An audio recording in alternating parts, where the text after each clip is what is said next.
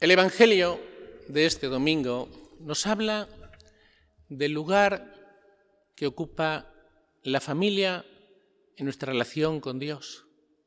¿Qué lugar ocupa nuestra familia que puede que sea lo que más queremos aquí en la tierra? ¿Qué lugar ocupa en nuestra relación con Dios? Para explicar esto voy a poner un ejemplo. Los ejemplos siempre aclaran mucho. Por algo Jesús predicaba utilizando parábolas, que eran ejemplos. Pues bien, vamos a poner un ejemplo para que lo veamos más claro. Tengo un matrimonio muy amigo mío, matrimonio relativamente joven. Los he casado yo, les he bautizado a los hijos, a los 2 hijos que tienen, y un día me dicen este matrimonio, algo que se escucha mucho en la calle. La Iglesia tiene que bajar el nivel, tiene que bajar el nivel de exigencia. No puede exigir tanto, si sigue exigiendo os podéis quedar solos. Esta frase la he escuchado en múltiples ocasiones.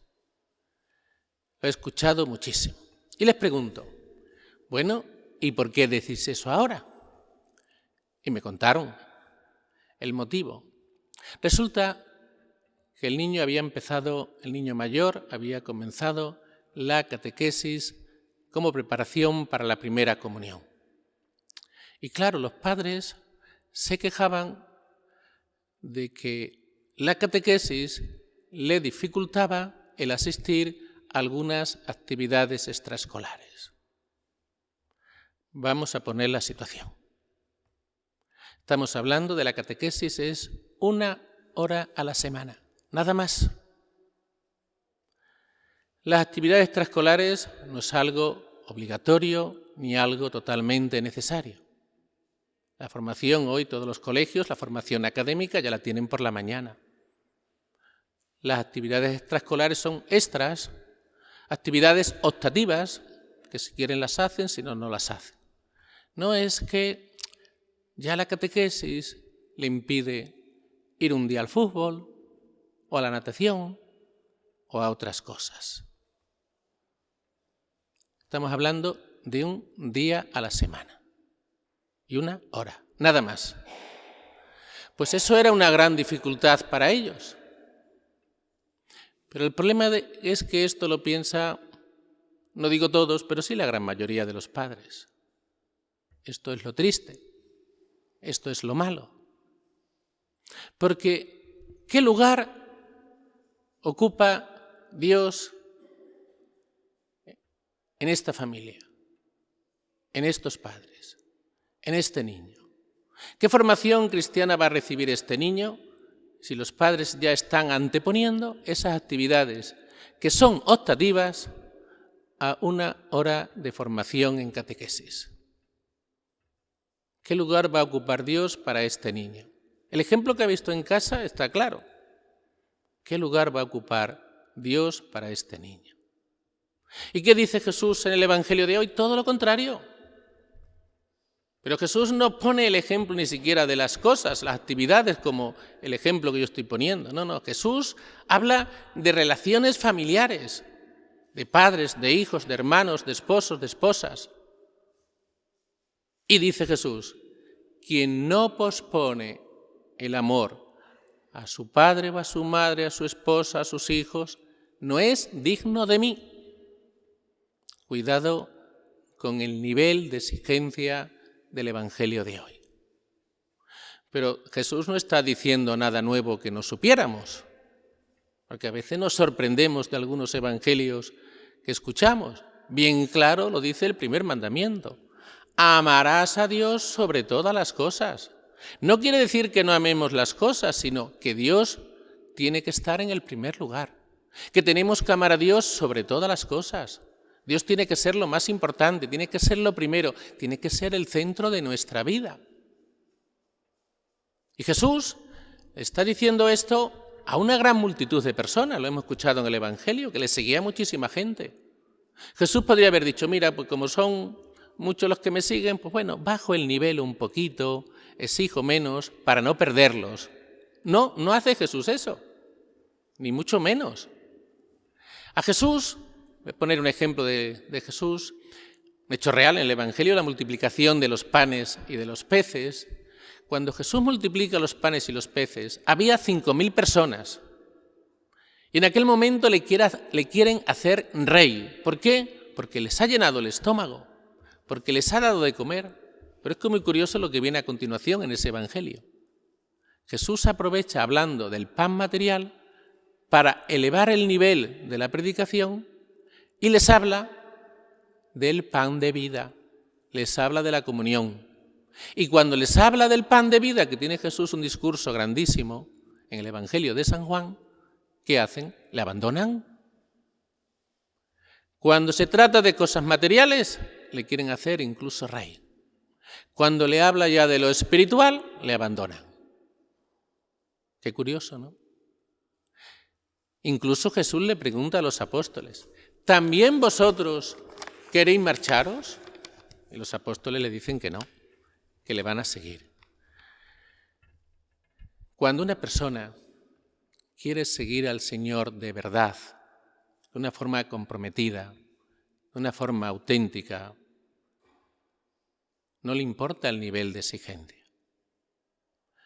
Curiosamente, si se fijan, los seminarios que más vocaciones han tenido en España han sido los seminarios que han sido más exigentes. Si se van a las órdenes religiosas o a las congregaciones, alguna surgida no hace mucho tiempo, las que más vocaciones tienen son siempre las más exigentes. Si nos vamos a conferencias episcopales, me voy a callar el nombre de alguna de Europa, que han bajado el nivel en su doctrina,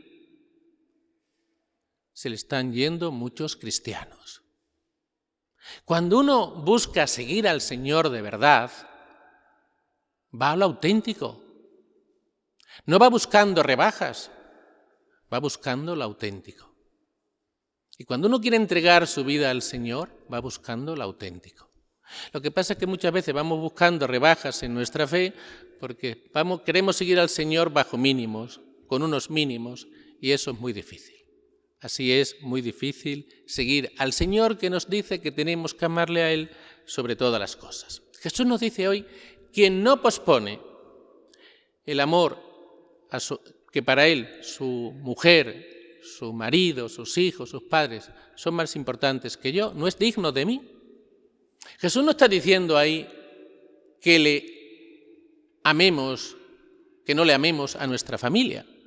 Lo que está diciendo es que tenemos que amarle a Él sobre todo. O sea, amar menos a la familia que a Él. Que Dios es lo más importante, que Dios es lo principal. Dios en ningún momento va a decir que no amemos a la familia. Tenemos el 4.º mandamiento que nos dice honrarás a tu padre y a tu madre. Claro que tenemos que amar a la familia, pero no por encima de Dios. Y esto yo diría que se da en pocas ocasiones, pero a veces se da. A veces se nos plantea la disyuntiva o Dios o la familia. Y la palabra de Dios es muy clara. El Evangelio de hoy, y en otra parte también se nos dice que tenemos que obedecer antes a Dios que a los hombres. Les pongo otro ejemplo. Ya hace mucho tiempo que pasó esto. Una madre que tenía la ilusión, tenía varios hijos, bastantes hijos, que todos sus hijos fueran sacerdotes y monjas. Eso decía ella. Cuando una hija dijo que quería ser religiosa de clausura, la madre puso el grito en el cielo y se lo impidió a su hija. Hoy ya esa joven ya es una madre de familia con muchos niños. Se lo impidió. Ahí esa hija no tenía la obligación de seguir lo que decía su madre. Porque hay que obedecer a Dios antes que a los hombres. Cuando se dan estas situaciones, o Dios o la familia, tenemos que elegir siempre entre Dios.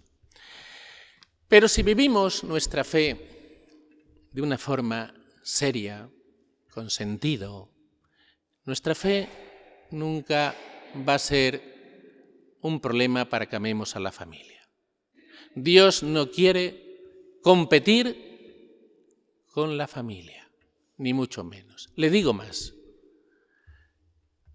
Nuestra fe en Dios, cuando la vivimos bien, cuando la vivimos de verdad, cuando la vivimos de una forma auténtica, lo que hace es purificar y fortalecer esas relaciones de familia.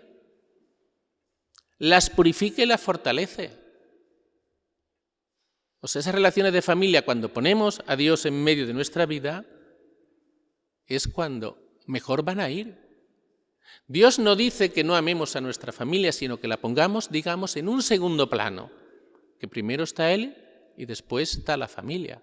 Eso cuando el Evangelio nos dice que los apóstoles lo dejaron todo, bueno, ese dejarlo todo quiere decir que ponen a Dios en el centro, pero no dejaron del todo a la familia.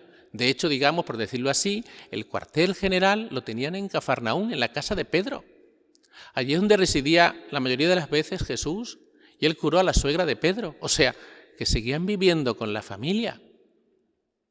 El dejarlo todo es decir que ponen a Dios en el centro, que no ponen a todo lo demás en primer lugar, sino que ponen a Dios en el centro de sus vidas. Por eso, cuando nuestra fe es auténtica, nuestra relación es una relación bien, una relación buena con el Señor, nuestra relación con la familia, el Señor la fortalece y la purifica. Para acabar, les digo les narro lo que viene en la segunda lectura de hoy, por cierto, muy bonita.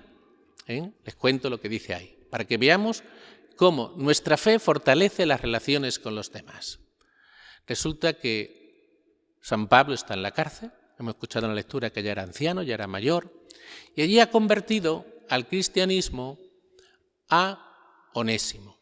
Onésimo era un criado de Filemón, esclavo, que hoy nos puede chocar esta lectura, pero en aquellos tiempos era lo normal. El Imperio Romano tenía en aquella época 120 millones de habitantes, pues la mitad eran esclavos. Era algo acogido por la sociedad y visto como normal. El cristianismo eso lo va a cambiar mucho. Bien, pues este Onésimo se había escapado de su amo, de Filemón, y estaba en la cárcel. Y allí conoce a San Pablo. San Pablo lo convierte. San Pablo conocía también a Filemón. Y le escribe esta carta, la carta a Filemón, que hemos escuchado en la segunda lectura. Y le dice: ahí te mando a Onésimo, pero no tomes represalias contra él, sino acógele como un hermano en la fe. O sea, que no le acoja como esclavo, que no tome represalias contra él aunque le favorecía la ley, sino que le acoja como hermano, que no aplique la ley con él, que aplique el amor, que es lo que tiene que presidir en nuestra vida de cristianos. Qué ejemplo más bonito para que veamos que las relaciones familiares, cuando Dios está en medio, lo que hace es purificarlas y fortalecerlas. Relaciones familiares y relaciones de amistades. Pues pidámosle al Señor que nos dé luz para que entendamos este Evangelio y lo apliquemos a la vida. Que así sea.